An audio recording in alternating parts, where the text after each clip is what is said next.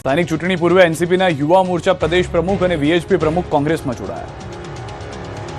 સ્થાનિક સ્વરાજની ચૂંટણીની જાહેરાત થતાની સાથે જ રાજ્યમાં પક્ષ પલટાની મોસમ આવી ગઈ છે. ચૂંટણી પહેલા કોંગ્રેસમાં ભરતી મેળો શરૂ થઈ ગયો છે. એનસીપીના યુવા મોરચાના પ્રદેશ પ્રમુખ કોંગ્રેસમાં જોડાયા. કોંગ્રેસ પ્રદેશ પ્રમુખ અમિત ચાવડાએ જિગ્નેશ જોશી સાથે તેના સમર્થકોને કોંગ્રેસનો ખેસ પહેરાવ્યો. આ પ્રસંગે જગદીશ ઠાકુર સહિતના નેતાઓ હાજર રહ્યા.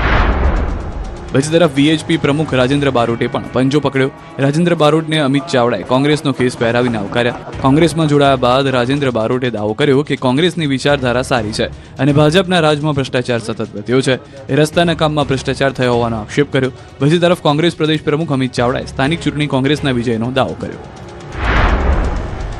હું 100% વિશ્વાસ સાથે કહું છું કે અમારા કાર્યકરોએ જે મહેનત કરી છે, લોકોના પ્રશ્નો માટે જે અવાજ ઉઠાવ્યો છે, જે જનાક્રોશ યાત્રાના માધ્યમથી આખા ગુજરાતમાં અમે ભ્રમણ કર્યું ને લોકોના વચ્ચે જઈને સંવાદ કર્યો છે. ભારતીય જનતા પાર્ટી બધા જ મોરચે નિષ્ફળ છે. કમિશન, કમલમ અને કૌભાંડ એની આખું જે નેક્સસ છે એને હવે લોકો સારી રીતે ઓળખી ગયા છે અને આ સ્થાનિક સ્વરાજની ચૂંટણીઓ માટે લોકોએ પરિવર્તનનો શંખનાદ કરી દીધો છે.